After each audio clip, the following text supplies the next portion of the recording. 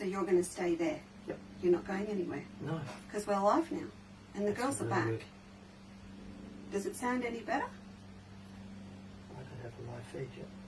Oh, give it a second. It's 7 seconds. It takes 7 seconds Yeah, we've got to find it. go live. To go live. Okay, I got it. Is that any better? That's okay. That's better. I'm so sorry. Every now and then we must hit a button. It's not a button that we plan to hit, but it gets hit nevertheless. And that's all I can think. So I do apologise. Hopefully you had time to go and make that cuppa that you didn't get time to make before the show. And now you know how long it takes to hit one button and boot a live show, because I swear that's all we did was that button and then set it all up again. Sorry girls and gents if you are here, but welcome. Now where were we? We were talking about, well, I know what I was talking about. I was talking about Rob putting scones in the oven. Is that happening? Okay. And are you right there, Robbie? You No. still look worried. Why are you worried? Because I can't get it on my phone. That's all. You don't need it on your phone. You're not the one that needs it. Hang on, I've got to start again. Yvonne, good afternoon to you. Val Musgrove Violet, hello. Jenny Miller, hello, sweetie. Nancy Cook, hello. Pam's here. Floria's here too. Yay, yay, yay. Jill Cross, bag at the back for you. I will talk to you about that later. Jill's here. Hello, Jill. How are you today? Karen Morgan, good afternoon. Take 2 is much better. Thank you, Joan. Got your parcel ready to go. Francis, hi. Christine, hi. Christine, hi. Both my Christines are here. You always come up at the same time on the feed. It's really weird. Good afternoon, Barbara. Pam.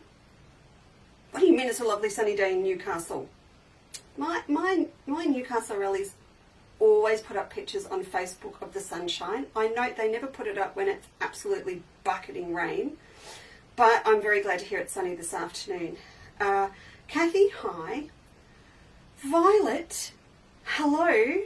In New York. Robert, New York. We're on. We've added New York to the list. Thank you so much for joining us. Favourite name. I think Rob is still really, really relieved in a way sometimes that we didn't have a girl, because I insisted that her name would be Violet after my grandmother. But no, Phil and Steve is what we got. But thank you very much for joining us. Maureen, Marie, hello Val. Good now watching you while cooking. Visitors tomorrow. Well, yeah, what are we all doing for the long weekend? Karen DeWilt, what are you up to? Hey, how was your trip to Tassie? Was it good? Hope so. Kathy, good afternoon. Carol, good afternoon. Sunny, Emerald, Queensland. Kathy, you have a Chandler in the state this weekend. Phil's up there having a little bit of a swan around in preparation for moving to the Sunshine State for work later in the year. So, yeah, you've got a Chandler up there this weekend. He says it's lovely and warm. I think it's only about 17, isn't it? But to him, it's pretty warm. Marie's driving home. Diana says the sound's fantastic in Costa Rica, and it's not too bad in California. I'm hoping Sue as well. I like this Saturday afternoon thing. If you're going to speak in Costa Rican, you're going to have to, come on, that's not fair. You're going to send them all off to Google Translate. Bernadette, love you lots. Long time. Lynn, I could just stay here all afternoon. Hello, Jeanette. Vermeulen's in the house. Hey, how are you today? You were going somewhere too, were you? I can't remember now. I've lost it. But Grandy is here. Oyen, is it nice in Oyen? Love a woven stripe or plaid, says Maggie Mo. Yes, you are. You are absolutely the girl that does that. Add a little bit of rick-rack and Megan is a happy camper. Hello, Annette. Long time no see, I think. I don't know. Sally's under a quilt with the laptop. I can see it. Fiona, you're not late to the party. You're fine. We just got here. You're all good. Carol, I'm loving this. You're working, I'm working night shift. Fiona, it's not night time. What do you mean if you got them round the wrong way? Is there any way to post pictures of bee quilt? I want to see what the others are doing. Sue, I do not have a... interesting question that. There is not a Facebook group for the Be Mindful group as such as yet. But now that we are heading towards the end of the applique sampler group, I was going to talk to Cass this week about reforming the applique sampler group into an applique group for all applique. So leave that one with me. Thank you. Good question. I'll work on it. Cheryl, Maggie, Barb, Chris. It's still cold here in Healesville. Yes, I bet it is. But just head down to Four Pillars. Have a little G&T. It'll warm you up from the inside out. Sue, is it really nice on Phillip Island or is it windy, wet weather today? Yvonne Collinson, come on down. Lois, you know, I could just, for saying everything it can't be green. I'll come back to that, Diana. I've got to come back. All right, we need to get going. I could just stand and chat all day. First of all, did you all get your soiree newsletter? Come on, I'm just going to get the soiree done first. You've got to give it to me. I've got to have 5 minutes for the soiree. So I popped out the newsletter last night, so if you haven't had a look yet, please do.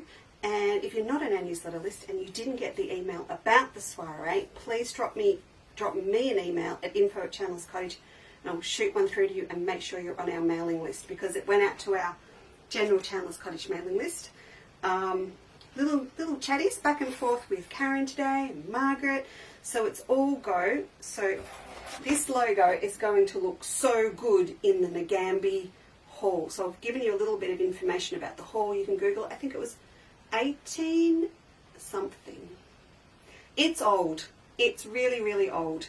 And it looks gorgeous. Very turn of the century, 1900s.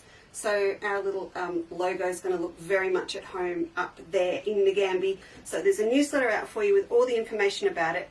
On the Facebook page, I popped up, on the Needleworkers Soiree Facebook page, I popped up a couple of peeps this week about what Karen's working on with her fabrics and one of my projects that's starting. And this is officially as of, no, I'm not going to say 10 minutes ago because more like 2 days ago, this is the start of one of my other projects for the soiree. Now, we do 2 each. One for Saturday and one for Sunday.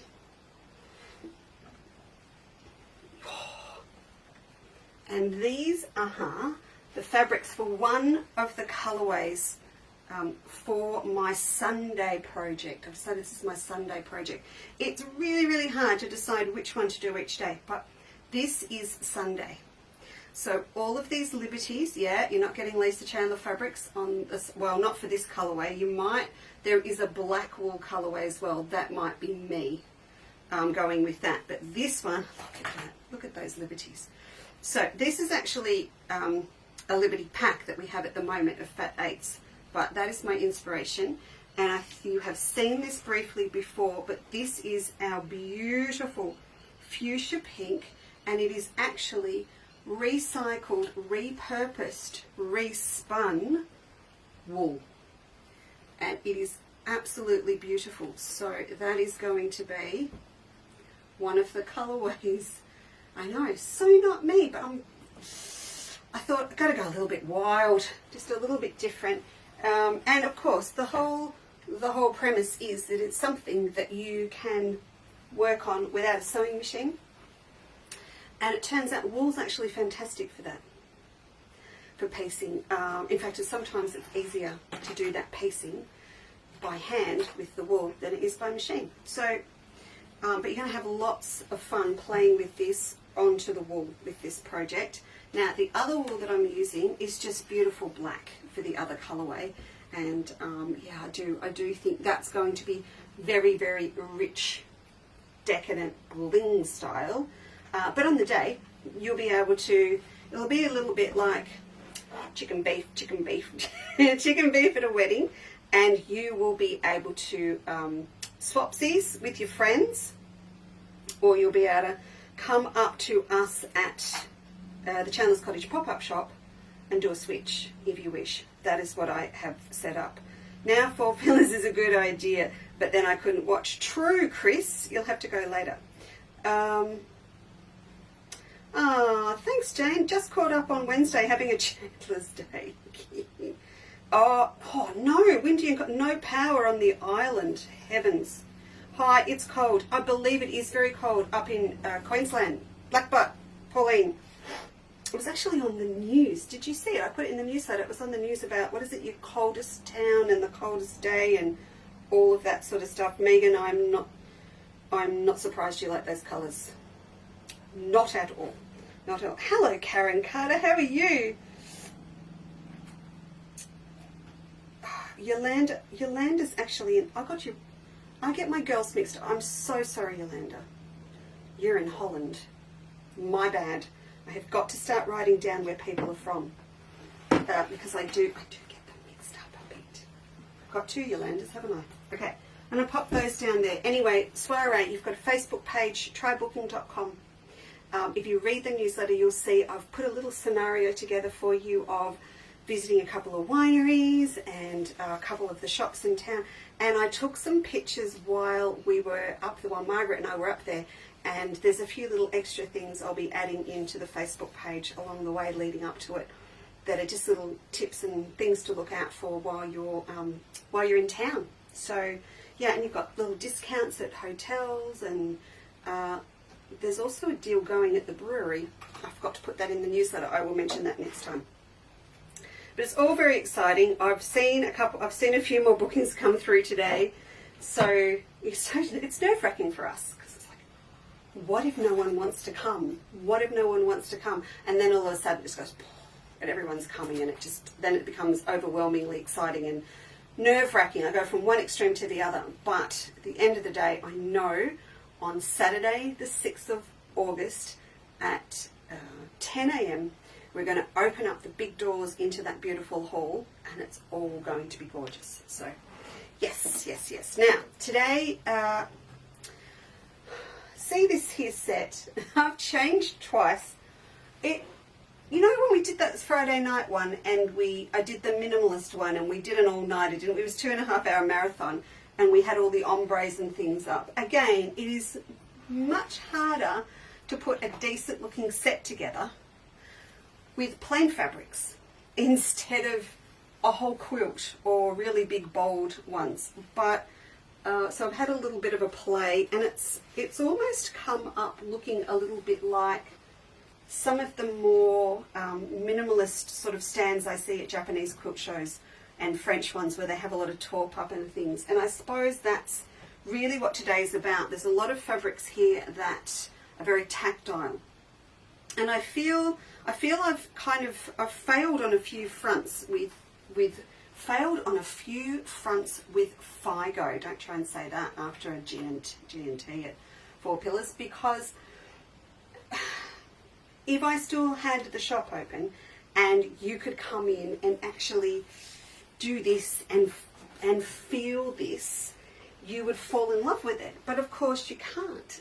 So you're relying on me to tell you that this stuff feels absolutely gorgeous, and it's all about tactile, and it's woven, and it drapes beautifully too. So it's not a big sturdy, fabric with a lot of substance. It's the other end. It kind of plays down where you play with your Liberty lawns and things, or you've got your beautiful soft Japanese slubs to do your sashiko stitching and things on. But having said that, the quality of it is just beautiful, and it's got this real silky, beautiful silky feel to it. But you can't have that because we're not in the shop. So I feel I've failed the fabric, and I have failed you in showing it to you properly. So I decided to dedicate today to doing a few things with it to explain how it works really well for different things. So, when we buy our fabrics, usually we rotary cut it all up, and we throw it through a sewing machine, or we sew it together by hand, and it's sturdy and it's firm, particularly my stuff, because it's high thread count, it's got the metallic in it, and that's our comfort zone that we love to use. But then if I throw something at you that's got, you know, it's a lot more flimsy, everyone goes, "Whoa, I can't use that." It's about playing to its strengths, and it's about understanding how to work with it so that you can work with it just the same as any other fabric. So there's a few little tricks and tools to doing that, but also it enables you to do a few things that you can't do with my fabrics really well. So that's what I wanted to go through today. And I've done, I was up at 6. I couldn't sleep. I was thinking about how I wanted to do this. So we're going to do a little bit of pleating on the machine. I've got out the gorgeous clover flower makers as well, which we haven't had in stock, but we do now. So I've got those out. In fact, I only bought a few, and then it worked so well yesterday, I got on the phone to Kate straight away and said, "I'm going to need more flower makers, please." The way that they work is very different to the way that I do 3D. They're not 3D petals the way that I make them. They, for all of my quilts, they are folded and pleated. And that's really important to remember because, again, the 3D work works well with my high thread count fabrics, but it won't work as well with these beautiful, soft, delicate ones. So this method, it's much better. So we're going to go through that. They're also fantastic for sashiko. So I've got some thread out ready to go for that. And they are all on sale. So if you go in now to Chandler's Cottage, actually I'll get Rob to check because it was all set up automated. Hey Dal, Yeah. Can you just check the banner's changed over on the homepage of the website? If it hasn't, it's show 49. So you just put show 49, all one word, into the search window. If the banner hasn't changed over, I'm sure it has. But just that's what it is. I've popped all the Figos on special, and again, I just feel really bad that I haven't done them justice. So I've given them a nudge, and I've popped them on special. I've also marked down to nearly half price all the sashiko threads today because it's that time of year when you need to get into it. So if you've got any hesitation about buying them, they are literally $2 a skein. So you can, without hesitation, maybe that's your chewy checkout this week. Should I explain to everyone overseas, when you buy your chewing gum at the supermarket checkout? On the couch Saturday. That's the one. Number 49 in the clip up. Thank you. Thanks. It's that time of year to get all your threads in order to do some of that beautiful slow stitching on the couch. Hence the name of the banner.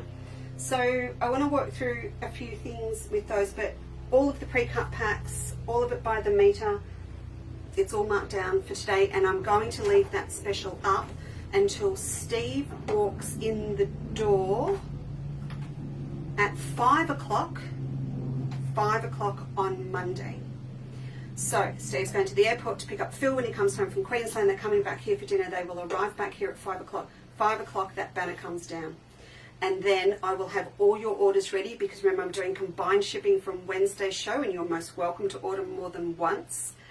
Today or tomorrow or Monday if you forget something, but at 5 o'clock on Monday it all comes down. They're all ready and they're out that door on Tuesday morning when Andrew picks up my mail at my front door at 8 a.m. Now you know what my life is for the week. Okay, so just keep that in mind, but you can go and have a little bit of a play if you wish. Do you want to have a look at what I've done?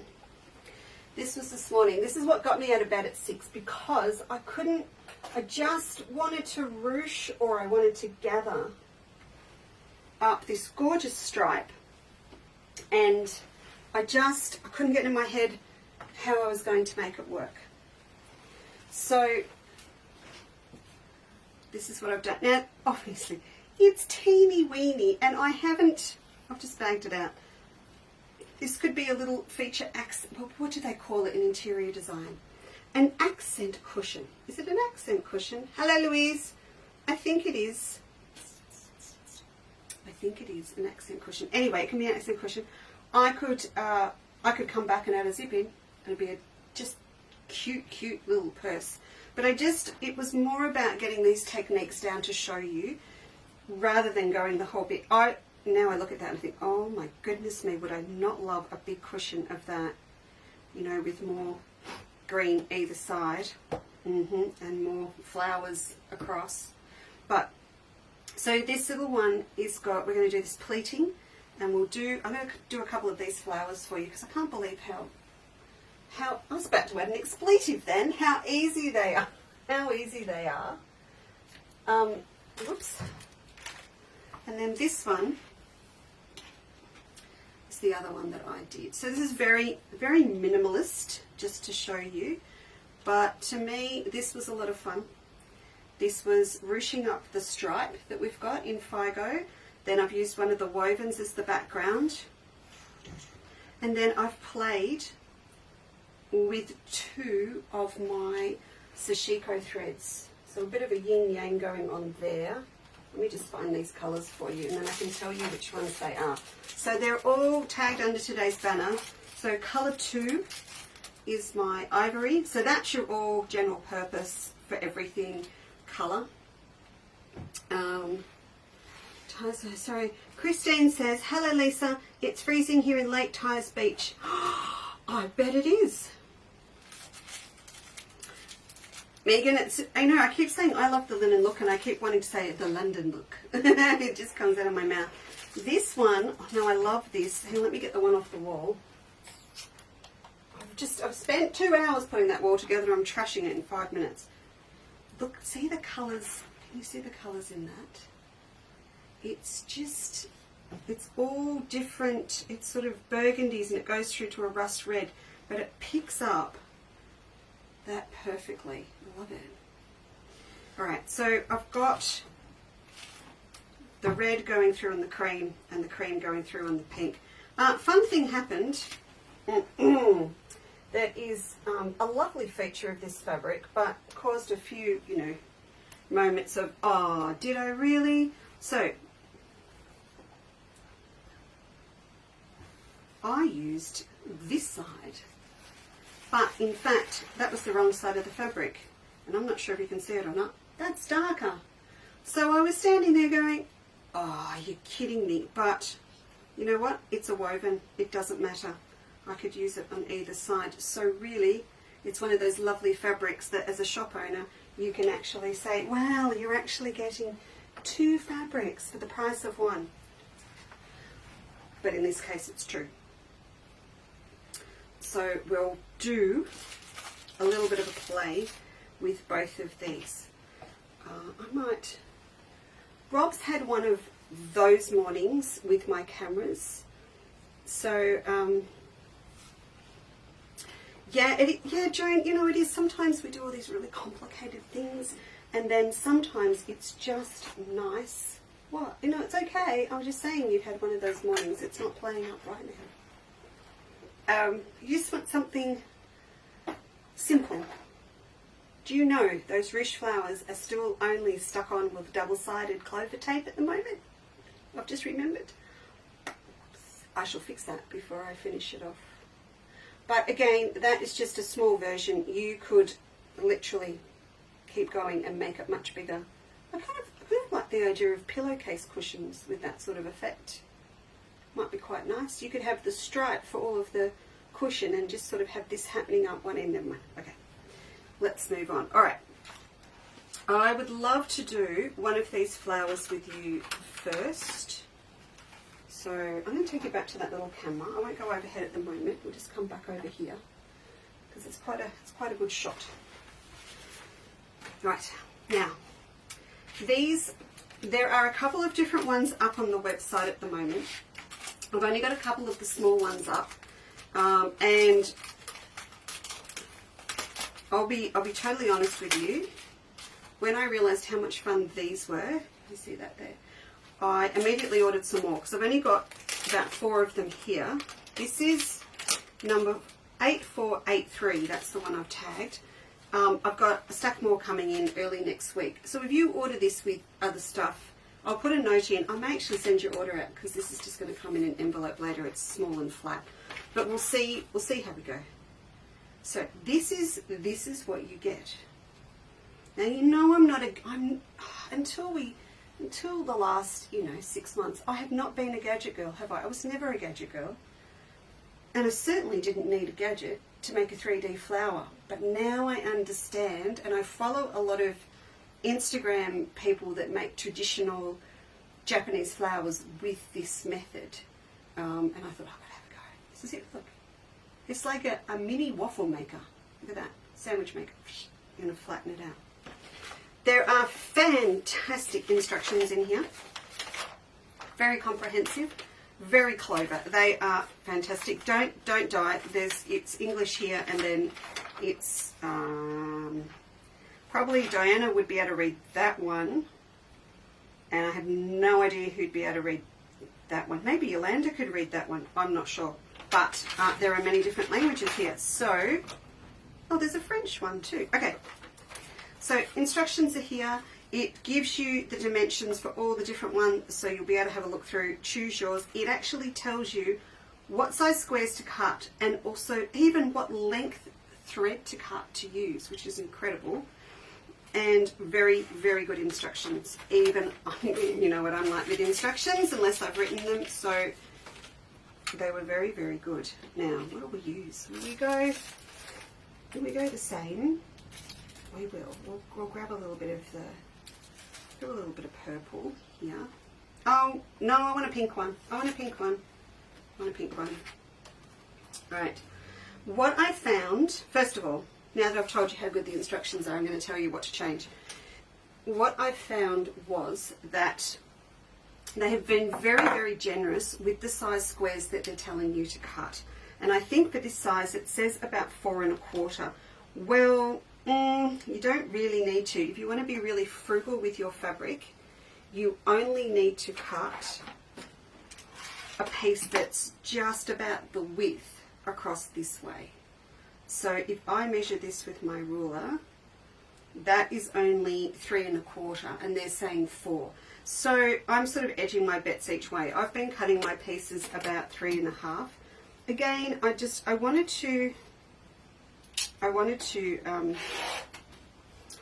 be as frugal as possible, because I was thinking about what if you were coming through and buying the fat 1/8 pack that is on special, then I wanted you to be able to get exactly what you need out of a piece. So I was starting to think, what if they just grab the fat 1/8 pack of all the different Figos, and they really want to be able to get the 5 petals out of one strip like this.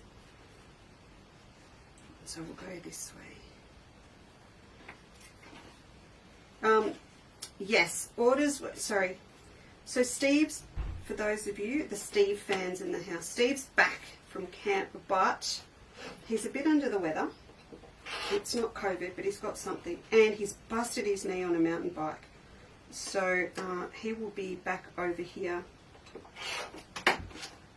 Monday night. So you've got Rob and I for orders this weekend. Woohoo! See, look, I got it exactly. I got the 5 that you need for 1 flower out. Woohoo! Now we need an ironing board. Oh no, we don't. We'll finger press. I have been ironing mine, but it's not really necessary. You just need a finger press, and then you sit your fabric in your sandwich press in here. Close the lid, and it clicks. There's got a little lock that holds it all in place. Then you grab your scissors and you trim the fabric down so that it is the same size as this template here, the closed template. So, or the mold, I don't know what you want to call it. So you see what I mean? You don't need to be too generous with the fabric. It's just got to have that width across. So about 3 1/2 is going to be the go. So look at that, it's in. Super. So now we grab some thread. I've got purple here, but that's okay. So the whole thing is, thank you, Diana. He'll be fine. He's a tough nut. He'll be back. But I sort of said, no, don't come over and stand at a cutting bench for 6 hours. That's sort of not what you do when you've got a shoddy knee. So he'll be back this week. The length that the pattern tells you to cut is actually what you need for all 5 petals. You actually sew them all in one string. So that's probably the other main difference to the way that I do 3D petals. So with with the way that I do them, you need to do them all individually. So this is going to take up all of it. So this fabric, this, you know, this beautiful soft Figo is just great to use for doing this. I'm sure I could have a go with, it'll work with my fabrics, but I'm going to get a much tighter folded flower with these. In fact, of course, the traditional Japanese ones, if you've got a bit of a stash of kimono silks at your place, then you should have a go at doing one of these with them, because that would be very fitting, wouldn't it? We come up at number 1, so these are, all of the holes are numbered on here. They've all got numbers, and you can see that there are little slits that you run through with your needle and thread. So my thread is actually sitting in each of these little slots, up through 3, down through 4, and you will get fast. By the time I got to my 3rd flower last night, I actually did 4. I was getting super fast. Just got to remember to count, please. Got the right one. That's it. So down 8. Now, as you get towards the top, you've got little curves on here, and the thread will sit down into that curve. So you go across to 10, and then it will fit down into that curve, up through 11, down into 12. Just be careful you don't want any knots. I'm going super fast, which is naughty, in case I get a knot. So that's all in. There we go. Then we take it out of its mould, and you can see the threads running across.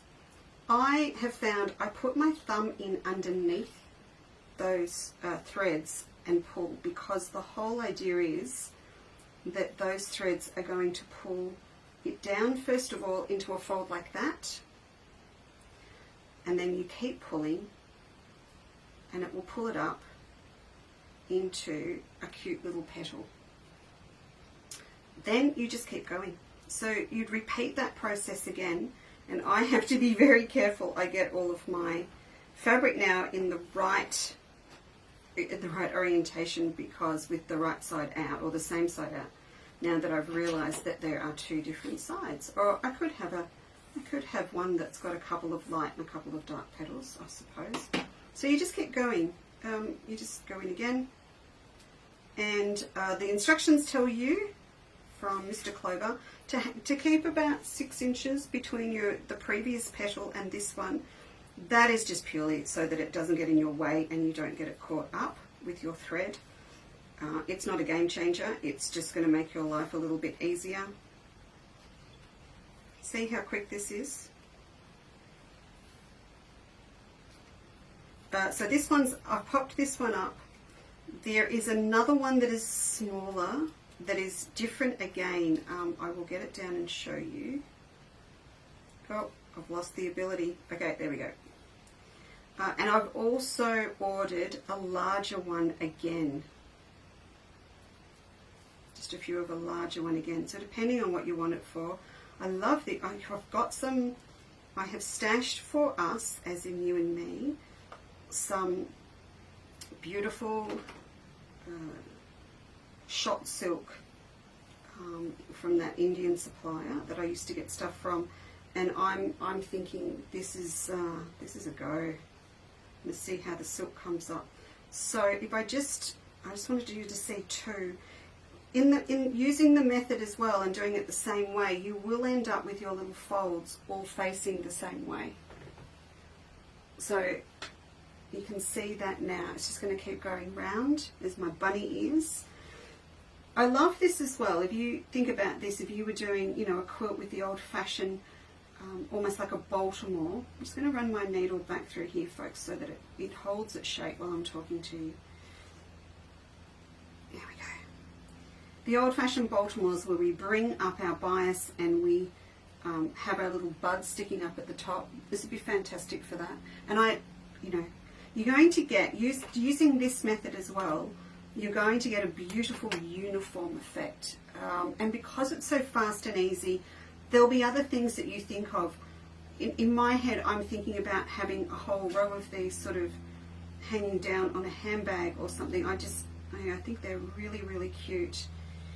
You know, and you know what I'm going to say, don't you? Hands up, those that know what I'm going to say. Ombre, ombre, ombre, ombre. If you can think about doing these. The ombres are a thinner fabric because they're digitally printed, so they're fantastic for ruching, and also because of that, they will work really well with this method. If you think about getting an ombre effect of changing petals, one of those bright ones or the subtle mauve ones, gorgeous. This is wisteria as well. If I go the other way, this is wisteria. So yes, so super easy to use. There's another one up on the wall. Hang on. Super easy to use. This is I've got a fourth one here that I've made up just to show you what it looks like. So once you've got all of the petals on, then you sort of take your needle and you keep going with your needle back through some of the other ones so that you complete the circle. That's also in the instructions. And then I found it was really nice just to sort of do a little bit of a crossover and pull the stitches in front and back just to get that center a lot tighter. And the reason I wanted to do that was because I wanted to be able to cover it up with a smaller Suffolk puff. This little Suffolk puff here that I've done, he's only about the size of your large Gutermann thread reels, so it's quite a small one, and I did it in this lovely green woven that we've got in stock at the moment. The woven sort of just screamed at me and said, hello, I deserve to be here with the Figo, and it does. It's lovely. So you'll find that today as well, and again I have popped that on special for you. So it's just lovely. Now with these though, as I mentioned, you've just got to have a little bit of respect for the fact that they are a woven fabric and they need a little bit of stability in their life. Don't we all need a little bit of stability in our lives? I love the ones that... Well, I'll get to it in a minute. I will get to it, Diana. I'll get to the one with the round one in a minute. So it's... we all need a little bit of stability in our lives, don't we? So the other... You need to pop sometimes something behind here, depending on what you're using, and I'll show you what I did here with these pleats. All over on the back of this I have got just some weft. So there's another little thing happening here to keep it nice and stable, but on the back of all of it, front and back, I have got let me just, there's a rogue needle here, we just need to be careful. I've gone also OCD since I cleaned up my sewing room. It takes forever to keep your sewing room tidy, doesn't it? It just doesn't happen. You're constantly having to put scraps in the bin. I've gone back to the just chuck it on the floor and get the vacuum cleaner theory, but it takes ages. We don't need that now, do we? Well, I do. I'll just pop that over here. So this is, for those that haven't seen it before, this is Weft. So one of the popular trade names is Whisper Weft. The reason that I love this with the Figos or any of the woven fabrics or linen where you need to stabilize is it's also woven and it's an open weave. So it's got the give in it as well, and it's got the adhesive on this side, as opposed to the side that I put on the ironing board this morning. Don't go there. So this gives you, you'll still keep the movement in your woven fabrics, but they've stabilized so that you can stitch really easily onto them or piece with them as well. So just if you're wondering what on earth, that's what it's for. And of course we also use it a lot for stabilizing our blocks, even with normal fabrics. It's going on the back of all of my blocks for the Be Mindful quilt, and it went on a few of my heavily appliqued ones for the applique sampler as well. Emma and I use it too when we're stitching onto anything because it just gives us that extra bit of body. Sometimes it avoids the need to pop things in a hoop, particularly when we're going through the sewing machine. It's just a good thing to have sitting in the cupboard to use. This is my stash bit, and this sits, I've got a little box in my studio that, you know, it's all out here on the big roll, of course, by the metre. But I have got that little box that's got this, it's got a little bit of 630 Pellin, it's got a little bit of 640, it's got fusible, interfacing, non-fusible, just, you know, just a little bit of all of them. They're like my little tools, my little arsenal to use with my fabrics. Because, isn't it funny? You go, no, it'll be fine.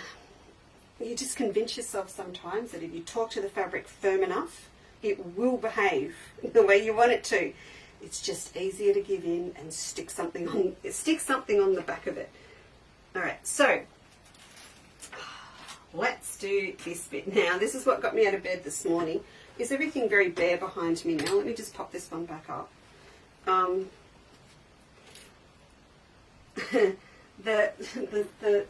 This morning I was going, I know it's going to work, it may not work. I know it's going to work, it may not work. So I got up. Much to Jenny's shock and horror, for a cold morning. Okay, we need some of this. Oh, will we do a different one? We'll do this one. The whole thing that you can do with any uniform stripe is actually use the stripe pattern as your guide. Of course, this is nothing surprising. You can use it as your guide for pleating. You don't have to mark it all up. So both of the Figo ranges that we've got are fantastic for that. So I'm going to pull out this one, which is this beautiful fresh aquamarine blue and white. It's it's lovely and fresh. I just want to hit the sewing machine with it with the stabilizer on the back and hit it with a whole heap of decorative stitches along the white bits to sit in between, and then turn it into a little purse or something. I think that'd be gorgeous. But you know, there's lots of stripe of the Figo ranges, and what I found this morning when I started pulling them down to put up was like, oh hello, I can put that purple with this purple. All of a sudden I could see this one up here with the dots in that lovely mauve colour. It goes with the plain mauve in the Figo as well. We can have a play with those later, but it was just, hello, this all works together. And where's the easiest one to pull down? Probably this red one over here. So you could use either pattern or either fabric for this method. The only thing that I would suggest, if you decide to do have a go at what I'm doing at the moment, with the cotton, the normal cotton fabrics in the Figo, they're a Canadian company. Did you know that? True. Very different. Maybe the length here, I'd go a little bit longer because the fabric is firmer, so it's going to need a little bit more room to do the twist the way that I've done the pleats. A little bit like if you do my twisted knitting bags or whatever, you can only go down so far and it's too hard to get them to twist. My limit is the Melba twisted knitting bag. We're making 4 new ones at the moment, all at the same time. Feeling very twisted doing that. So if you do this one, I'll just show you this one up close. Just keep that in mind. You might want to make it a little bit longer. Mine are 3 and 3.5 starting, but see with this one, we're going to use these measurements for our pleats. It's so pretty. If you want this gold as well, not tagged, but it's called Precious Metals.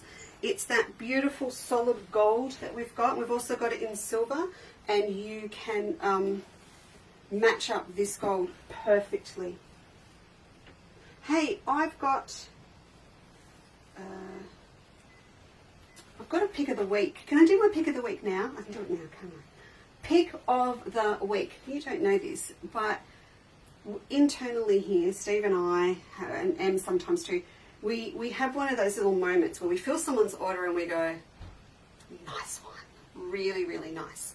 Had a little bit of fun with Meredith this week, and she pulled off something that I hadn't thought to do, and I'm here with all the fabric, and it is sensational. I hope she doesn't mind me sharing it, because I know she'll say, hey, I don't want everyone else to do what I'm doing, but I have to show you this pic. It was left field. It was, how did she do that? I'll show it to you. And then I promise we'll do these pleats. Let's put this aside. So remember that we finally got up the teal cotton drill. Okay, here's Sally. Here's Sally in that second colourway in the feature print, right? Okay. Then Meredith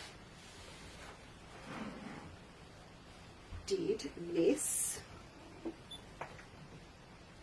Okay. Perfect. Absolutely perfect match. I couldn't believe it. Look at that. Just fantastic. Then she topped it off. And I would have, I said, I went, what is she doing? Oh, she knows what she's doing. The red with it, the red metallic, look, the red magnetic snaps. Sensational. Love it. It was such a good, that is pick of the week. That over there. To the point where I kind of looked at what was left on the bolt and went, if I had another bolt of it, I would literally make up the saddle satchel myself as a kit and say, Meredith, we're going to copy you because it was perfect. All right, so just think about that with those stripes. Have them a little bit longer. But red and teal, I mean, why did I not think of that? That's where we're going with my Scottish range, the whole colourway. I just don't do that crossover sometimes. There's a lot of lateral thinking that goes on here, but sometimes I miss things like that. All right, let's grab some of this. Now, I've only got my little board in here, so I'll just chop a bit. Just chop a bit off. Hi, Robbie. Have you got... Oh!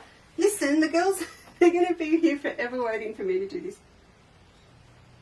How are they? Are they good? I want to see you talk and eat at the same time. I can't eat 3 scones. Can you take them back? You're hungry. I am hungry. This is Rob is trialling today his Dayton ginger scones for the soiree.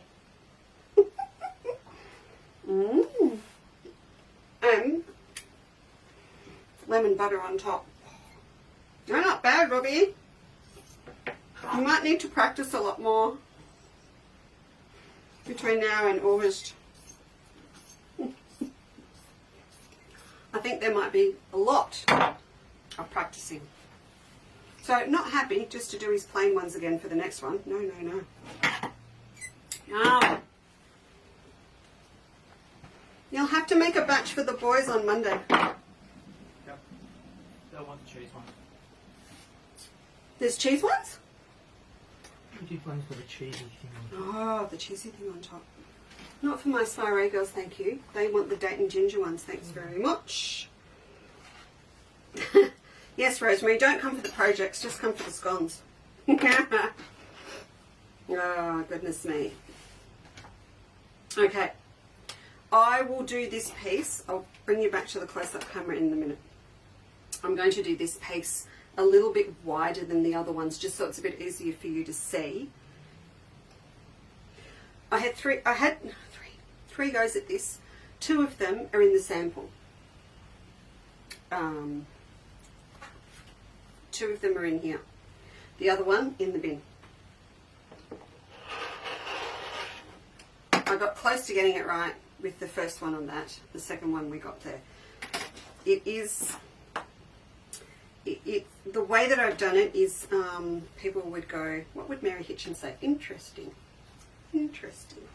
With a slight taint of disapproval because there's nothing traditional about the way I'm doing it. So the first thing I thought about was, how big a bit do you want? Not too big. The first thing that I thought about was, again, stabilizing the fabric, because I need to have the edges stable, but I still want all that beautiful movement from this lovely soft fabric. Well, I'm not going to eat the last bit on camera. Hang on. Switch over. There, you can't see what I'm doing now. Okay. You can hear it though. Right. Alright, so how are we going to do it? Well, as you know, with my mouth full of scum, 2 we've been using quilter's tape a fair bit for stabilising the edges on things. Remember we were doing this when we got things cut on the bias? So that's what I have done. First trick. So I'm going to stick this bit on here. You want one on each side. Please remember to stabilise both sides before you start, because it's a bit tricky once you've got one pleated up to come back and do the other side, because it's already sort of sitting out in a little bit of a tutu when you've done one side. Please also realise the obvious thing. If you've got lovely soft fabrics or things that you want to pleat up at home that don't have a stripe, then all you're going to do before you get started is sit with your ruler like you would when we get to ruching and mark up. Now, mark up your work. These are exactly 1/2 inch. So if you want to just take a note of that 1/2 inch pleats are good to replicate the effect that we're doing here. A lot of us have got lots of gorgeous things sitting in a cupboard that, you know, maybe they need this kind of little treatment going on. I was also thinking too, I've got a couple of really plain shirts and I could literally chop at the elbow and have a little insert of pleating going on with them, with this, particularly a white one, with this beautiful fabric. It would just add a little bit of interest, and then maybe a little bit around the bottom as well. I don't know. Yvonne says she loves all scones, savoury and sweet. Yeah, I know. Mary, I have to tell you, Fiona, about Mary, and it's to do with pleating as well. Oh, Emma and I've told you already, that when we did our quilt for showcase, we were so far behind. All Mary got for our entry was a very, very average smocked 3D fish, and we got the lecture. If it was anybody else, you better get it right, and you better not embarrass me. And oh my God, we worked so hard to get that quilt done on time. Okay, the other tool that no, it has to be here. I brought it in. It has to be here. Here it is. Tailor's All. This has been my saving grace. Now, it's a bit of a coincidence, I know, because we've only just started stocking them, but I've always had one. You're going to need something sharp to use. Even down to, this is wrong, isn't it, standing here with half a scone, even down to a tapestry needle, but something nice and fine that you can get in with and keep your fingers away from your needle on your machine. Okay, scone's going in, and we're going to, I have knocked this little camera so many times, and I think we're good. I just want to go to this camera so I can finish the scone. Okay, there we go. Oh, how's that for a close-up? Wow. I know you're all going to say, why haven't we had that view before? These things take time, okay? I'm getting very, very up close and personal with this camera. I'm going to knock it a fair bit. Might just need to move you back a bit, girls. Sorry. It's still a good shot. Right. Don't knock the camera. Okay. If you do not have a hover foot, then get that knee lift on. Well, this is going to drive you nuts. For sure. Sorry, I forgot to set this baby up. Settings, stick my hover foot on. Make sure my hover foot's on. Hover foot is on. Of course it is. That's all I do use it for. Okay. So, because this tape is 1/4 inch, just trying to explain this for the first time is a bit of a challenge, I think. So, needle down. Okay. One thing, if you have a machine with a digital tension, you'll want to drop it down or turn your tension down a bit with these really fine fabrics. So we're going to start, oh no, I've got the thingy on. There we go. Okay, I've started sewing and I'm over the blue bit at the moment. I've been using my Tailor's All, or whatever you wish to use, and I'm holding it over in the middle of the white. I need to move my hand out of the way. Okay, so, oh, that's not going to work, is it? So, I'll go from this side. So I'm holding down the middle of the white, and I'm just taking this hand up with my finger and using it to just do a little bit of a press. Like that. Can you see that? So I'm pressing it up, and that's giving me a little crease. I've just realized I'm going to have to do this whole demo now with my other hand. Okay, like that. So now that I've got that crease there, I can push it up underneath till I've got the edge of the blue on the fold, like that. Then I can keep sewing across. There we go. Come up halfway through the blue again, then pop this down in the middle. It's just a really good way to, you know, establish where the center of the white is. Give it a little press with my finger, and then use my tailor's awl to kick it up underneath, and then sew across. Now, if you hit, which is inevitable, you probably will, if you hit at any time your adhesive tape, just please remember what we've talked about before. If you get any sticky stuff or residue on your machine needle, just take the time to stop every now and then and check it, and give that needle a little bit of a clean with an alcohol wipe. I cut up like a little antiseptic wipe or something, and give the needle a clean. I neglected to today, and when I went to finish off, my machine had adhesive fit, and I went to the back and had a look, and it was all loopy, bobbing on it. Oh my goodness. All it was that there was a little bit of argy-bargy going on underneath, because my needle was sticky and it was sort of things were getting caught up underneath. Got the hang of this? So I'm getting this lovely uniform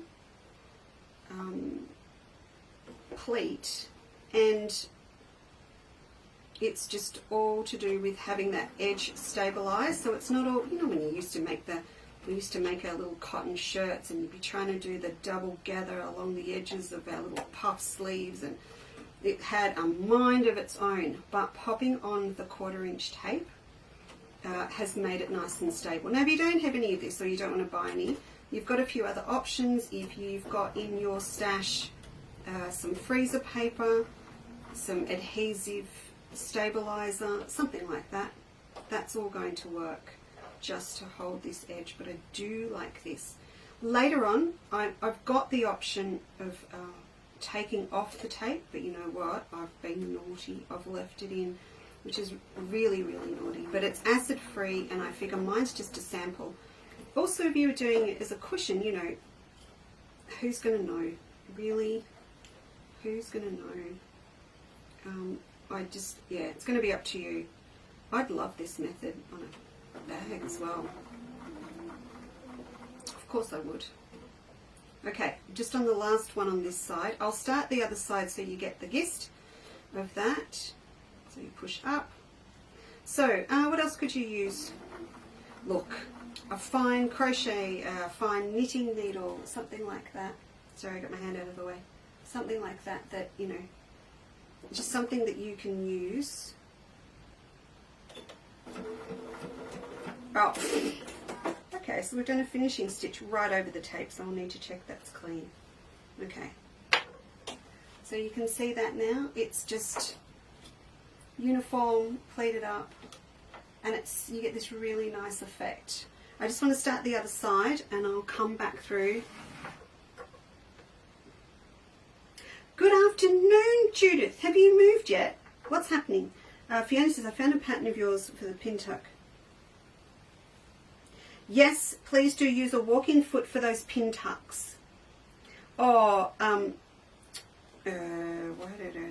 when you're doing the twists down the side, Fiona, yes, walking foot is absolutely essential, because you have got about, with your foundation, with your background, with your pin tucks, you've got about, it's either 6 or 8 layers, so you really do need your walking foot.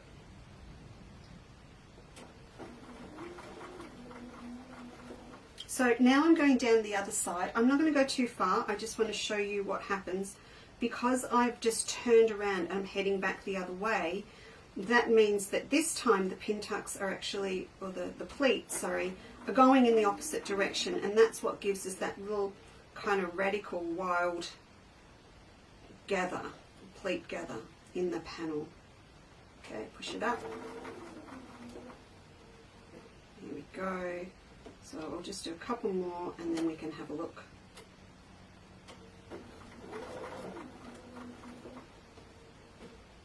But see how good the tape is, because the tape actually, you know, it creases really well. Oh, I went a bit askew there. Okay, I'm going to cut this. And then we can have a look like that. Alright, we'll head over and have a look at the other one.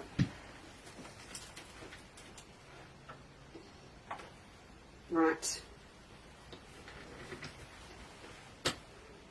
There you go.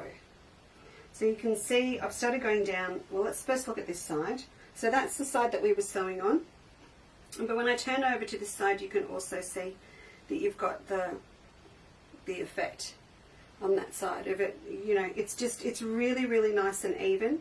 You'll be able to decide, you know, have a little bit of a play, decide what you want to show up more. So I really like this side. I think that's going to be the side that I would use.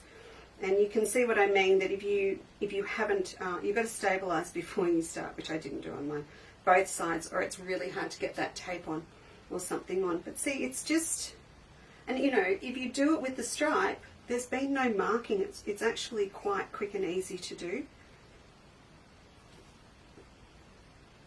So with this now, you know, if we were going to piece that into something, I would actually leave this tape in until I've got it sewn into something else.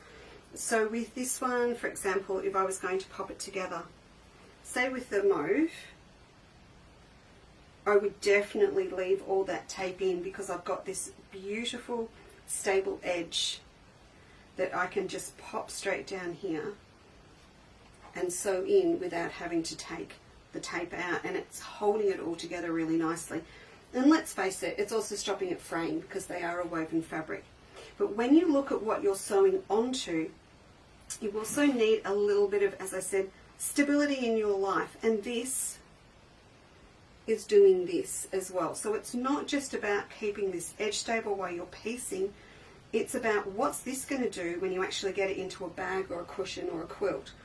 So what I like to do with this before it goes in is pop another little tool that I like to have in my sewing room that is super, super cheap. And it is just a non-woven, non-adhesive interfacing. So this is one of the ones that we do use for doing bagging out different shapes and things, like our ginger pot cushion and things like that. And it's just sturdy.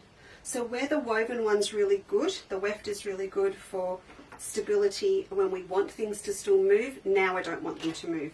So with this, what I did with our little cushion here, bag cushion, I'm not sure what that's going to be yet, but what I actually did with this, I cut a piece of this stuff, did you like that?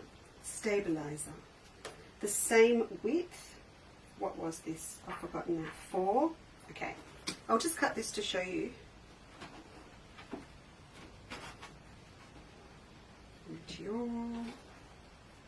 I hope you're all loving your Creative Grids rulers, because a lot have gone home with people. I've got very fast and furious with packing them now in cardboard. I've had the Steve lobotomy and packing them in cardboard.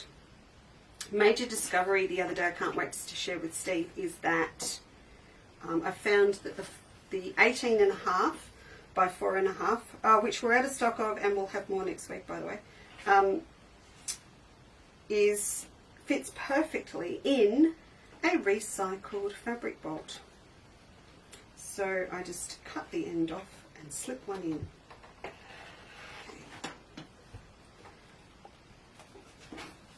So once this is all I should have finished pleating it, shouldn't I? But once this is all pleated, I'll choose the side that I want to see, which will be this one, and I will actually go back just inside my line from before with the tape, and I will sew each side of my pleated panel down onto this stabilizer, which does stay in my cushion or bag, and that holds it. It just adds that stability, so it won't do this, because I've got it nicely secured on each side. And you can see that there, it's on because it's not adhesive. This is all still lovely and puffy, and it just gives a little bit more body to it. Because when you're working with lots of different textures and pleats and got 3D over the top, it needs a little bit of help to keep stable. Then over the whole thing, when I had finished, I did pop it onto a piece of weft, the whole thing. But you could also pop it onto some 630 or some 640 Palin if you want to, because then you could come back and actually do a little bit of quilting with it as well if you wanted to. Just it depends what you're going to use it for. If it was a bag, definitely going to Palin to add it in, definitely. So it's fun. It's fun, isn't it? You can pleat and you can gather and do it all the traditional ways, but I think doing it this way with the machine is great, because you're going to get it done faster and you get a really nice uniform effect. I'm not having to use pins. I'm not even using any of our wonder clips. No wonder clips or anything were harmed in the making. And a little bit of tape or freezer paper or something like that's good. Just had another thought as well. If you decide to do it with a fabric you've got that hasn't got the stripe on it, don't mark the edge of the fabric.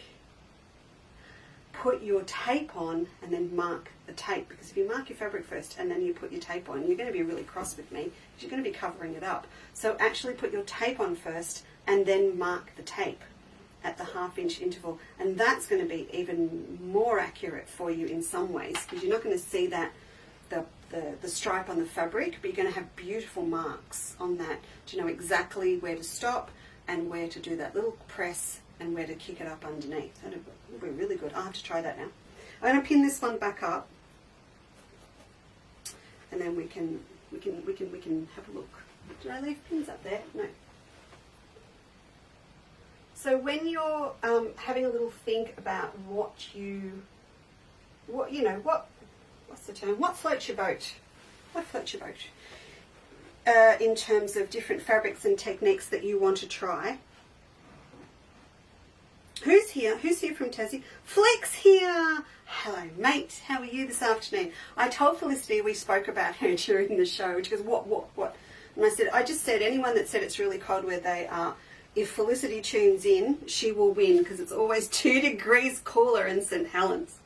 It actually snowed. The first time I went to teach at the St. Helens Guild, I walked out in the morning and I thought I had a migraine or something, because I had all these squiggles in front of my eyes. It was sleet. While you're thinking about different colours and things, for sashiko stitching, remember it doesn't have to be traditional. You can just run with a really nice, big, chunky stitch. And we've spoken about it before. Didn't tag them for the show, but if you put in the word tiger, it will bring up tiger tape. There's an even and an uneven tiger tape, which the uneven one's really good for sashiko stitching if you were doing straight lines. If you're doing curve, if your stitches aren't that even, they don't show up as uneven. Straight, you've got to keep them even, but otherwise it's all good. So have a little bit of a look, because sashiko, however you want to say it, threads come in lots and lots of different colours now. I grabbed only a couple to bring in. This is my fave. I'll just pull it out of the pack for a tick. Just a smidge to have a look. Just seeing what it goes on. This is just beautiful. This is a friend of mine, and it constantly says to me, "When are we doing that project you said we were going to do, Lisa?" But if I hold this over this one, I might actually just pop it up the overhead. There we go. Poor Rob fixed it for me the last minute, and I haven't used it much. Can you see that? See those colours?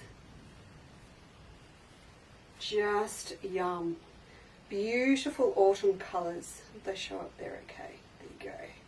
So this one I absolutely love, and you know, it's just begging to be used for acer-dissectums, maples, ornamental maple leaves and things. So there's lots of different colours. I love these. Love that. Love it all. Beautiful. Then there's a beautiful gold, beautiful green. You know, so please don't just think about them for sashiko as well. If you are doing more decorative quilting with open weave, you know, I look at this and I think, that's going to get used on that quilt I'm going to make with all of those old doilies that I have kept from my grandmother and collected along the way. So there's lots of different colours. I only bought a few in, as I said. There's a heap up and they're all half price. What do I just do with this one? I'll put it back. Does it need to go back in its pack, or could it just make its way, you know, next door? Might make its way next door. Oh, look at it. See? That beautiful woven. Oh, there's just too many choices. Too many choices. I could just keep going. We won't. But we will talk about more about the one that I've been using on this other cushion. These colours here, these gorgeous things here. I'm not sure we'll get to it today, and I might actually be back. I'll probably be back on Monday to talk to you. Because I'm still working on the Bugs Life and the new version, and a couple of you have ordered the blue one, so I'll probably pop back in. Next show is Wednesday, but I'll give you a heads up if I'm popping back in, because I also want to play with these. Now, you know, I leave things for a while and then I get so obsessed with colours. Now, I'm not sure who passed who, if it was the denim that passed the orange Figos or the other way around, but these guys crossed paths on the cutting bench, and I just went, oh well, hello. But look at that. So I had the blue out because remember, we're thinking about using the dark blue for remaking my English garden quilt, yep, with all of the bright colours for the flowers. But the blue, the denim looks fantastic with these. So, you know, I'm thinking autumn on the blue, because they look really nice. The little fat eighth, there's fat eighth packs on special, and there are also fat quarter packs.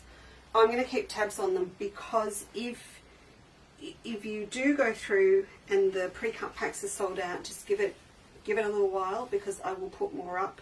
We've only got so many of them left cut, and I sort of looked at it and I should have cut some more, but I didn't. So I love this with the blue. I think it's because I think for me it's because I love wearing this colour and with a pair of blue jeans. And I think that's what it is. So to me, that's it. Of all of them, for me, this is a bag as opposed to a cushion, but you could do anything that you like with them. What is this? We're all going to Tassie. We're going to Tassie. Are we going to? Oh, Fiona's going to Cradle Mountain. Sylvia, you're late. You put your beanie and your gloves on, didn't you? And you went to Craft Alive in Bendigo. Oh, it would have been a bit chilly, Billy. Hello, Cindy. How are things up your way? Oh, and Mel says it's... Mel, not funny. Not funny at all. It's warm and lovely in Coffs Harbour. Yeah, good on you. Haven't been over for 2 years. Can't wait to see everyone. Yeah, it's a really, really nice part of town. Oh, that's right. You're going to play with Helen. I remember now. You're heading over. Okay. So the Figos, as I said, are on, and we'll come up to this one in a minute, but I've popped up this one as well, which is the woven that we use in the sashiko tote. So there's one of those up that's got the Waratah on it on the front with the pink and teal under the Australian sun at the moment. I've got 2 bolts of it, I only need to keep 1. So there's a beautiful pink woven up also, and that goes really well with the Figo. So if you wanted another pink to pop in with them, that one will go. The other thing that does go, because I went on a little bit of a hunt for you, just to check, and I think that the shadow plays will work really well with Figo as well, and this one works with the pinks. This is colour P8. Very imaginative, isn't it? P8. So you just put P8 into the search window and it will bring it up. But all of the shadow plays are under today's banner, as they were on Wednesday, because they're all on special. And that special will also end at 5 p.m. on Monday. So if you want to grab some, please do. A lot of you have, thank you Ruching, and a few others. And so please grab it if you want to. Now I'm still going to have a lot of shadow plays in, but and we did have a good sale as well, didn't we, at Christmas? And then we bought a lot more in and we sort of forgot we're supposed to be cutting them down. It's all about, for me now, keeping the ones in stock that go with all of my fabrics and maybe a few more exceptions. But that's what we'll be stocking, because we've got all these Colourworks solids and things coming in. We're definitely going to use solids and mine and ombres and Northcote shimmer in our English Garden sampler. I've started having a little bit of a play with those. I just wanted to show you these. These are the calibre of the Figo packs. Can you see how thick that is? That has got a fat quarter of all of them. That's massive. So you'll see the details of that on the website. And if you like the idea of the collection, there is a fat 8 pack that I have majorly reduced. 1, 2, 3, 4, 5, 6, 7, 8, 9, 10, 11, 12, 13, 14, 15 fat 8s. And so this one's got 15 fat quarters, so it's nearly 4 metres. But when you have a look, you'll go, whoa, she's got serious about clearing them. I love my Figos, but you know, there's just stuff arriving. I signed off 4 deliveries from the States this morning on the phone, and released coming over. They actually said, do you want it all at once? I said, yes, send it all. That's that beautiful woven sage. So we're madly trying to rearrange shelves out there as well at the moment to make more room. Sort of, it's like musical chairs. That, Sally Kelly's. I just bought Sally in because she actually goes really well with the Figos. Look at this. Well, both of them do, but if I grab this one with the blue, can you see that okay? I'll get it out.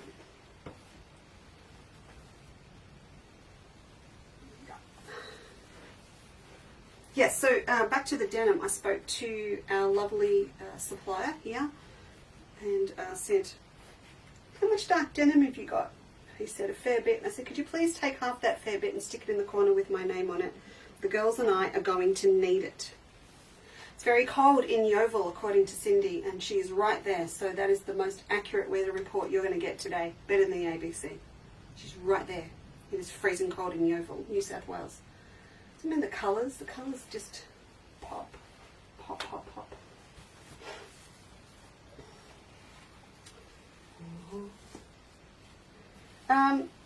Did I mention, you know how we said we were going to do our first kind of block of the monthly thing on Facebook next Saturday?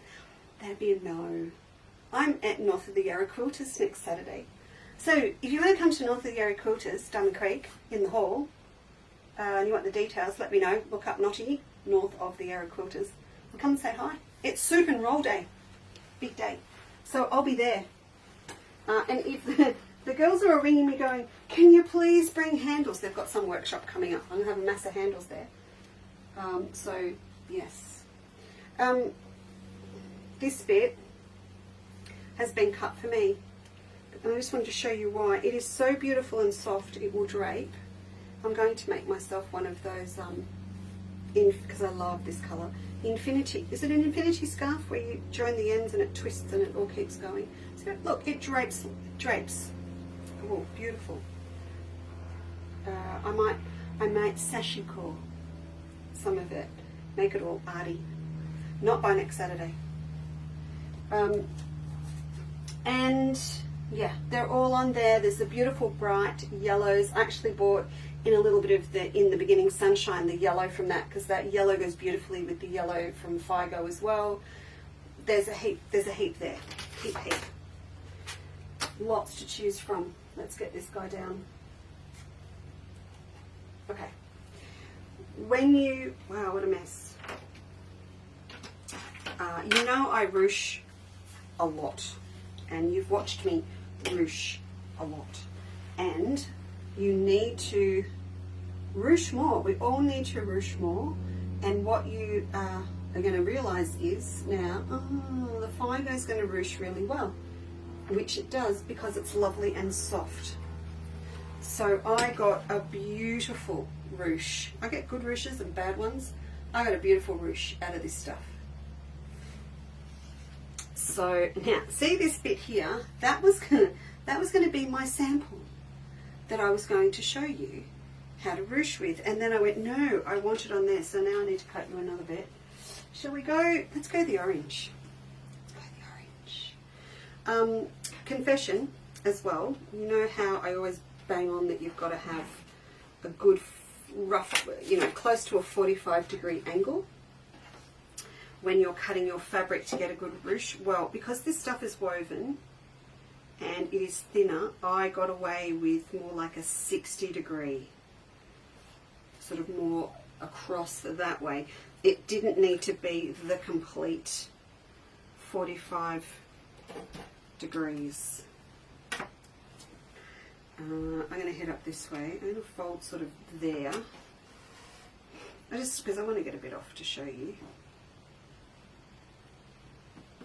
Oh, I had a little bit of a cheat going on here as well. So we'll take this piece. Now I would love to be able to say that you could also work with the stripes for your markings, for your ruching, but alas, I don't think it actually works because you've cut on the bias. It doesn't give you the exact measurements that you need. So, oh, what happened there? That was me. That was bad, wasn't it? Okay, so we'll ruche up this bit, and for that, I'm going to have to stick my iron on. Sorry, it's sitting over here in a basket. Hey, Rob. Oh, I can see it. And I have no stage manager. So you're going to have to excuse me because I have to go under the table because it's not close. Right, we're good. It's all good. And we're on a second delay. So by the time Rob gets here, I've already done it. Now, seriously, this stuff ruches really well. What I was going to say, I just said when he gets here, I will have already done. It was right under there. Yeah, I know. I know.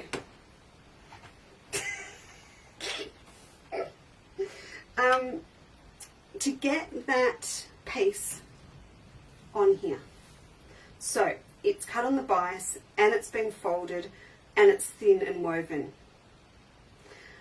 I pulled out the double-sided tape, okay, so I haven't got mine, it didn't come in with me, but I cheated, I got out the double-sided clover tape. I've marked it under today's in case you don't have any, but it is the best for doing this. So I actually used it to conceal and secure down the two raw edges at the back, and then peeled the tape off, or peeled the paper off the back and stuck it up against a ruler down onto the square, and I got it really nice and straight.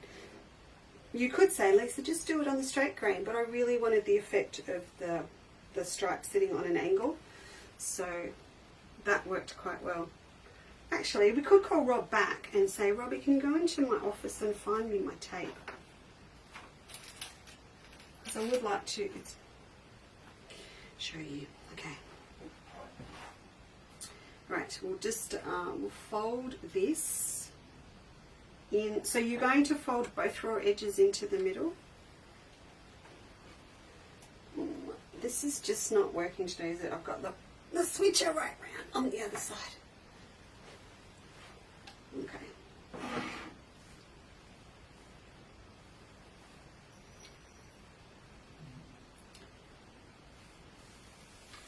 I can hear Ginny. She has been asleep on my desk in the other room since 6:30 this morning. That's it.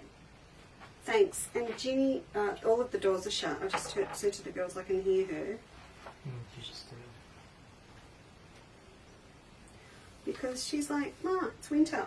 Why would I go out there? Why? There's just no reason to go out there when there's a warm sewing room with a basket with my name on it on your desk. Smart cat. All cats are smart in that regard, aren't they?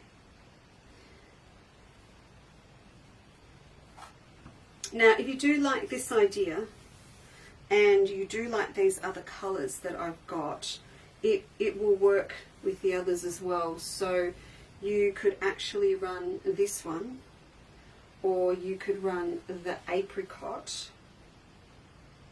You could run the apricot. You could run the apricot here, and then use the stripe for your ruche flowers. This is a beautiful colour. You know what? In fact, this works, but that's a better match. That's even better between those two. So that will all work with those. And then you've also got this beautiful burnt orange, and this is the one that I love with the denim. I'm going to play with that and come back to you on that. If I'm going to come back to you, I need to come back to you tomorrow, don't I? Because, yeah, I do. Well, you know what I'll be doing, don't you? Oh, in the morning we are going to our little, look, I want to call it a warehouse. Lisa, hi! Hi. Lisa's here from Alice Springs, and it's cold there too. One overnight. Just be careful if you find you're stacking fabric down the centre of your bed. No, Petra.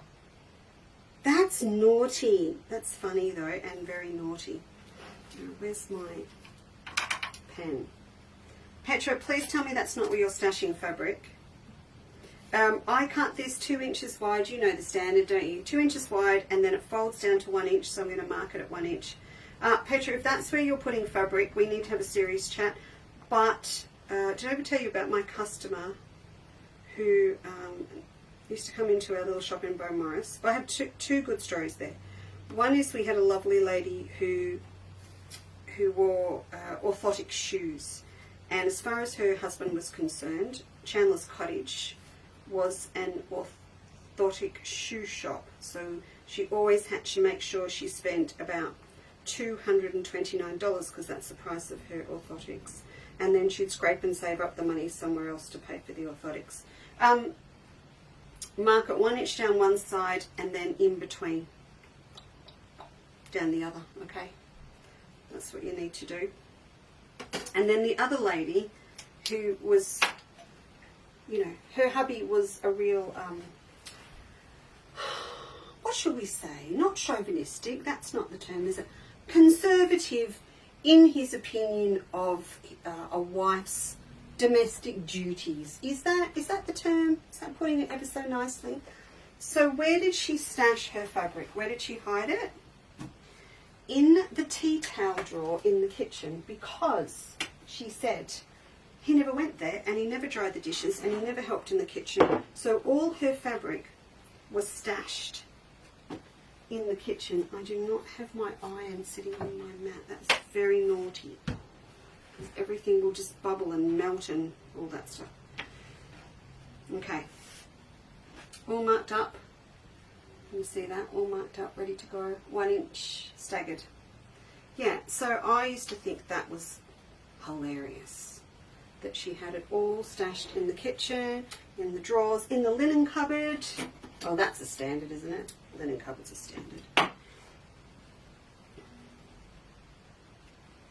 No, I want a big needle. For this and for... No, it's not a number 9 either. Oh, it's still sitting in that reel, isn't it? Over here somewhere. Poke, poke, poke, poke. I'll get another one out.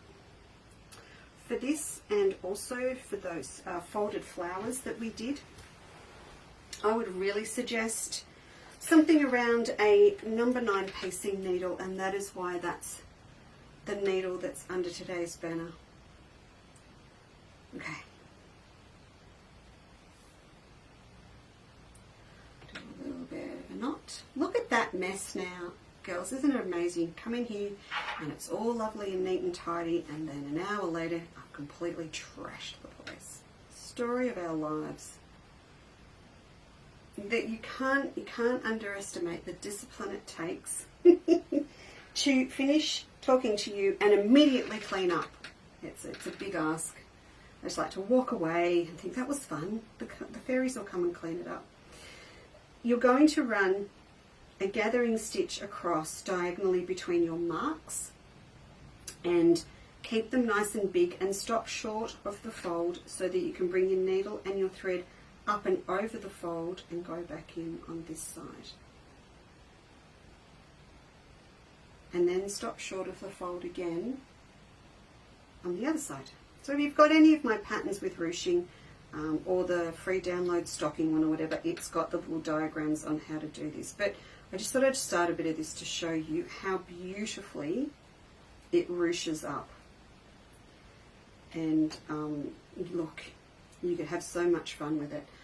Look at that, back to these, okay, you know the drill on this. Look at this colour. Look at these together for lavender. So instead of just ruching it up into a circle like we do, you leave it straight, pop a bit of a curve on it. Those two for lavender, and then either one of these for stems. Gorgeous. Absolutely gorgeous. Now, obviously, if it's ruching well, if it folds well, it's going to make the most beautiful flat bias. 1/4 inch or bigger, but 1/4 inch, just lovely. Lovely to work with. Hey, that cushion, this cushion here too, if it's going to be a cushion, I have stabilised the back with Weft on both of these, okay? So I actually pieced it together first, and then there's Weft over the whole back. And what that meant for me was it was really quick and easy to come through and do that little sashiko stitch without it having to go in a hoop, and I could get a really nice tension without having too much trouble and too much time. Just do a little bit more of this so you can see. Now on the YouTube channel After Craft and Cook from a year and a half, 2 years ago now, there is a whole episode on ruching. That's where we started that little bag with the flowers on that I did the other week. And then in the free downloads as well at the moment, you've got the one for the flower tote with the treasure tote frames. So how to do all of this is in there for you. But that just beautifully ruches up. So the pieces I used to do these flowers were about 18 inches long. On a thicker fabric, I probably could have got away with 16 inch, but because these are pulling up really so lovely and tight, a little bit longer is good to get that done. And you can see, if you have a close look, my stitches are nowhere near perfect, but really quick and easy to do. I did use one of the sashiko needles that we've got. I used a standard one, but the long ones would work too.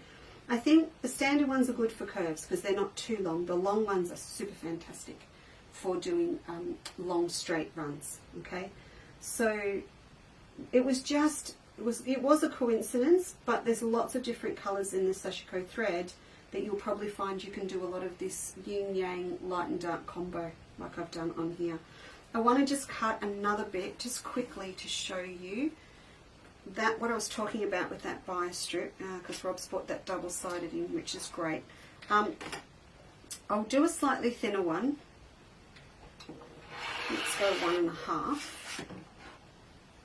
Okay, whoa, we're on an angle now. So we'll cut that back down. Something is rattling. Is it my jug? I don't know what it is. Okay, we'll just trim this down. Sorry about that. We will grab back our board. Okay, so we'll just fold in these edges again. Now I saw someone made a comment, I don't remember who it was now. I haven't been able to get those water bottles yet, but someone did mention that you can get them at Kmart or Target or somewhere. So do have a look. And they are often in the kitchen section for you to put your olive oil and things into. So just have a look. I'm sure there's going to be something similar somewhere, but I really like those ones, pressurized ones. So I'll be patient, I'll wait, and I'll get us some in as soon as I can. Or we could just get some made, couldn't we, with Chandler's Cottage on them? Maybe I should do that. That would be naughty, but good. Okay, so I've given it a press now. I haven't got any steam in here at the moment, so it's popping up a little bit, but all the more reason to pop on a bit of double-sided tape. So we've used this, haven't we, for lots of different things, and we'll continue to do so. It's a very, very handy thing to have hanging around. Okay. So I'm using it to stick down both those raw edges like that. Yep. I'm going to stick this on a bit of denim, and I'll probably be able to come back and use it later. Here we go. Oh, perfect. Okay. Oh, yeah. Oh, yes. Yes, right. Now, remember with this that you can't curve it. So if you want to cut bias and you want to curve and stick it down, you're better off using something like a Ruching water-based glue, this is the one this is on my desk because I'm madly finishing off my corner blocks for my applique sampler for the girls. So with the nice little nozzle on the end when I do my thin bias, and I've got like a curve where I'm doing stems at the moment, I go dot, dot, dot, dot, dot, stick down my bias, and then it heads up to the television, and I actually sew it down while I'm watching something. Okay, so, but when you've got this on, or if you back it, say, with a thin strip of Vlies Effects or Steamer Steam, it's stabilized it and it's going to stay straight. And that's actually what we want. So now it's all sticky and I've got it off. I'm going to stick it on. Just look at this end though. This is what I love. Can you see that? I've got both the folded edges on each side have not got the tape on them. And you know why that's good, don't you? Because when we hit it with our sewing machine, we do not want that sticky stuff getting onto our needle. I've actually got bits of Whisper Weft ready to put on these for what I want to do. Shall we we'll stick it on, shall we? We'll pop it through. I don't know why I felt the need to make a noise, but I did. Okay, there you go. So that's all stuck on, nice and straight. I didn't even do the thing because I'm working because I'm working with a narrow piece and I'm talking to you. If you need to make sure that you've got it perfectly where you want it, just use one of your little Creative Grids rulers that you can see through really nicely. Did you like that little soft cell I just did then? I'm sorry, but you know, it's all about that, isn't it? But you can see it's got that grip and I can see clearly, so that is sitting nicely 1 1/4 inches in. If I was working on something bigger and it was harder to gauge that I had it straight or it was longer, then a ruler like this is fantastic because you can just nudge your folded piece up against it and make sure it's sitting exactly where you want it to be. If it's too hard to negotiate having the ruler there and popping it down with the sticky stuff, then just use a Frixion pen or a chalk pen or something like that and draw that line on, take the ruler away, and then you'll still have that line there to get it nice and straight. It's an absolute fluke I got that sitting level on that. Now, see, that's all super stabilized, good to go. Let's take it over to the machine and we'll just run this through. And then you know that I've got the start of what I have to finish before I pop in and say hi again.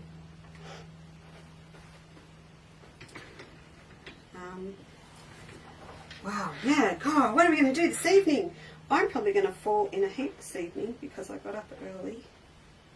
And I may or may not have done just a little bit too much hand sewing and rotary cutting in the last couple of days. So I might just be heading off this afternoon to get my shoulders pummeled. All in the name of quilting though, yes? Yes. Hey, that's a pretty good shot, and I don't like it though because you can see how bad my nails are. Right, on my machine at the moment is my 37. Let's take that off. I'm going to put on my 20. Now I've got my open toe foot. The reason that this is really good is because now if I'm not confident getting my needle really close to the edge over here, for the benefit of keeping everything nice and stable, I can pop my foot down and I can actually move my needle right over to the right side. We were doing this, weren't we, last time? I think so. So I can move my needle right over and then it's close to the edge. It's still not as close as I want it. So now I'm going to go again. And this time my needle is right over to the right, and I've also now moved so that the inside of my foot is on the edge of the bias. This, so you don't need that starting stitch when you, okay, now, and I'm very wary that I did not clean that needle after hitting the adhesive tape, so all care and no responsibility. Let's have a look. It sounds like it wants a clean. We might get to the end.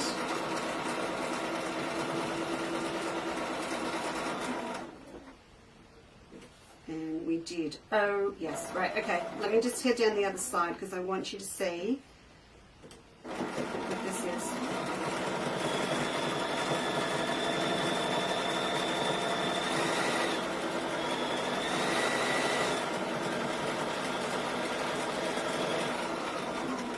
You see I've got a speed limit on this table.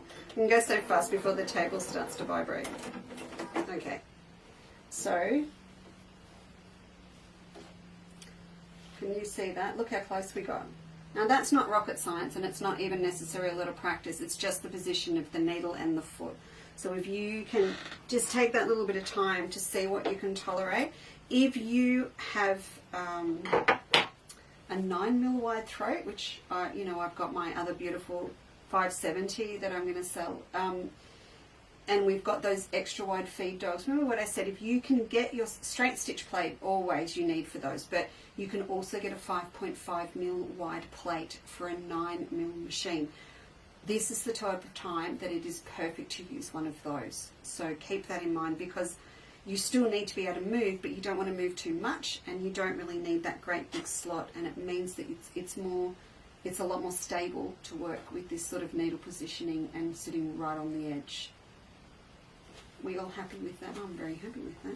Hey, wouldn't that look great just as a hand? Oh, look at that. As a strap on a bag. And I can feel it's forming. I can feel it. I'll have to think about what we've got. Do you think we could actually use that new our new designer tote pattern? I wonder if we could. I think we could. We could have a lot of fun, because with that big flap on the front, we could do a whole heap of ruched and 3D flowers. So the bag would be denim. So I'd have a denim flap, plain flap, and then have lots of ruched and the 3D and these guys in all of the oranges. And then the side pockets, you know those bits where we actually paste all of the stripes, we could just use the stripe. We're going to do it. We're going to do it. It's going to happen. We've also got this beautiful colour. So We probably need three different flowers. So if we do the folded ones and we do the ruched ones, maybe I just do some really big kind of Suffolk puff cherry blossoms to go with them. We can add some sashiko stitching onto it as well. And then we get the matching, the purses with the leftovers. Right. I don't know what you're all doing between midnight and 6 a.m, but I know what I'm doing. What are you all talking about? Because did you see the planets line up, or was it Claudio Noah's watching it? Flick? There was planets aligned, was there?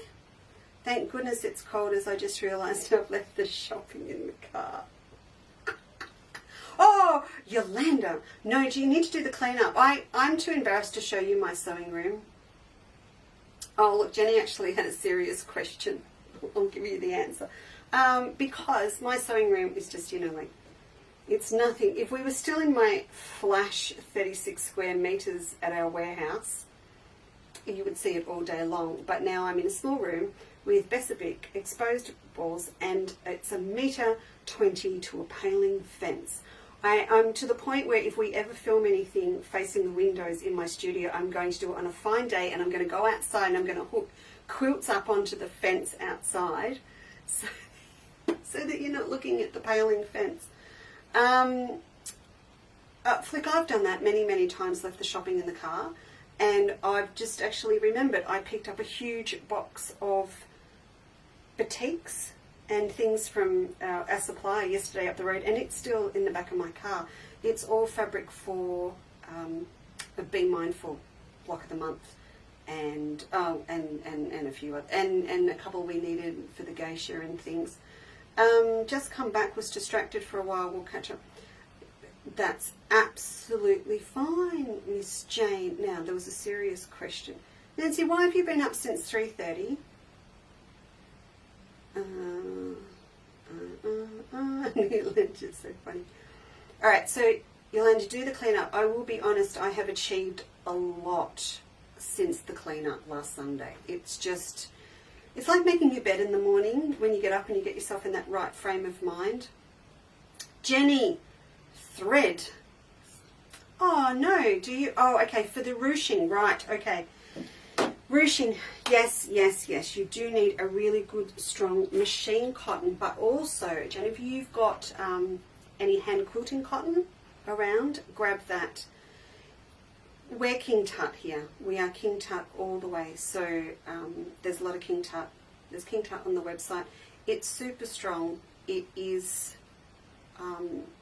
it's 40 weight, so it's not super thin. It's really, really good, super weight. And I love it to bits. And so it's, actually I can't, it takes a lot to break it. If you've got cotton that keeps breaking on you, try doing it as a double strength.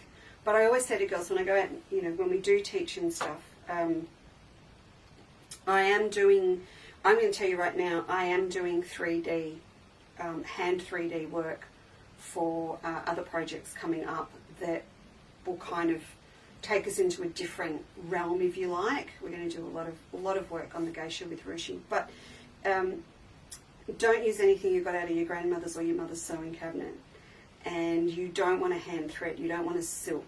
So hand cotton. If you're really stretched, and I say it with these thin ones as well, if you've got the open weave, if you're really stretched to find something that works for you, even one strand of embroidery cotton is going to work really well. A lot of people I know do resort to using their machine embroidery thread because it's super strong. It's just a little bit harder to work with because it's slippery, so it sort of unravels a bit and you have to keep it nice and tight because it's glossy, and that's what it's designed to do. It's designed to be super glossy and move a lot. So yeah, hand quilting thread is fantastic to use. Yes, correctamundo, Nancy, that is right. Okay, you know what, I think I need to send you all off back to the sewing room and get some work done. Have you all got dinner organised? And if not, why not? And if you are having takeaway tonight, it's time to put a pumpkin in the oven to roast for tomorrow night's pumpkin soup. So now we popped up the fabric pot pattern for our Quilters Life members, and as I announced earlier this week, being a member is going to be super, super valuable to you moving forward. We are starting the geisha on my Quilters Life Club as part of your $10 a month membership on the 1st of July. So all of the kits are being cut at the moment that we can do for one of the original combos that I'm going to be making. That's going to be available to the girls that signed up before the end of July last year. That's like I am. And then we'll make the rest available. But I've got two other beautiful colourways that are coming together. If you're wondering why it takes so long for me to throw together fabrics for the geisha, there are over 20 fabrics in a kit. So it takes me a good half a day leaving them on the bench, walking back and forth and looking at them to essentially curate a geisha gown, all the elements to it and all the things that go with it. So I'm on number 2 combo at the moment. If you are thinking about joining Quilters Life, if you're a member and you are going to start with me on the 1st of July, and I know you can't see her at the moment, we will be talking about her on the 21st of June here, but I want you to have a fabric, a feature fabric. Now I've rejigged this. You only need 1 metre of your feature fabric for your geisha's gown that we're going to, and all the elements that we use that for. But I want you to make sure that you grab a fabric that's got lots and lots of different colours in it, because there are so many different things that we make and we need to pull all of those colours in for lanterns, for money bags, for ginger pots, for flowers. There's lots going on. So if you are planning on joining me for that, have a look through your stash. I've only got 2 or 3 here that I actually think are really good for that. And I'm looking at a couple of others that have got less colours, but I'm looking at what else I can bring in. But essentially, I want a really nice, full-on, colourful oriental print to use for her gown. So if you don't know about a Quilters Life, I will just quickly show you this. If you want to have a look at what on earth is she talking about, this is a quilterslife.podia.com. There are a couple of examples of what we do that you can go in and grab. It's also a really good time to join now to get the most out of it, because, as I keep warning people, on the 1st of July, we're going to pull down some of the original things that went up, because it's kind of not fair moving forward that people that join now get everything that others have been paying for all the way along. So we're pulling some stuff down. So if you join in June, you can pull down all the recipes and the patterns and everything from 2000 and probably from about halfway through 2021, go right back, grab everything off there, and then you will be in ready to start the geisha. You will also get the English garden sampler as we go, and you will get the Oriental Baltimore. So there's a massive stuff that you're going to get moving forward from the 1st of July. That is my telly-selly voice. I'll shut up. So yeah, that's the other thing. Just, you know, if you've got time this long weekend, just go and have a look. Who, what, where, who's training, who's having dinner tonight? You do well to pick with. Jill, yeah. No, but Jill, you do it really well. Husband will organise dinner if I stay in this. Yes, Meg, you've got it good. You've got it really good. Nancy's having beer o'clock. So funny. Graham is cooking steak. I don't know. Robert, what are we having? Good question. See, good question. Huh? Scones. We are not having date scones for dinner. We are actually going to have roasted pumpkin soup, I think. You can hear the enthusiasm, can't you, in the other room? Yes, Fiona, do. So go in, print off all your recipes. I always recommend you grab a folder, stick AQL, Quilters Life on the front of it, print everything off and pop it in there. And Rosemary, I love a good fridge clean out. Robert and his flatmate, well before me, used to make, what was it, surprise pie? Because it was always a surprise how it's going to end up. All right, enough dribble. Onward. It's sewing time. Hit that sewing room. Get up. Tomorrow morning is not sleep in Sunday. It's get up and make the most of the day, okay? And I'll pop back in at some stage I'm thinking Monday morning. Can you give me till Monday morning? I'll pop in. Don't have to watch it live. I will put it when it's on, but I'll pop in Monday morning and show you where I'm at with those 2 quilts. All right, and this bag. I love this bag. I'm gonna see this bag. Can't you tell? Make that bag. All right. Thank you so much for joining Rob and I this afternoon. I may go and have one more scone, and I shall catch you soon. All right. Bye bye.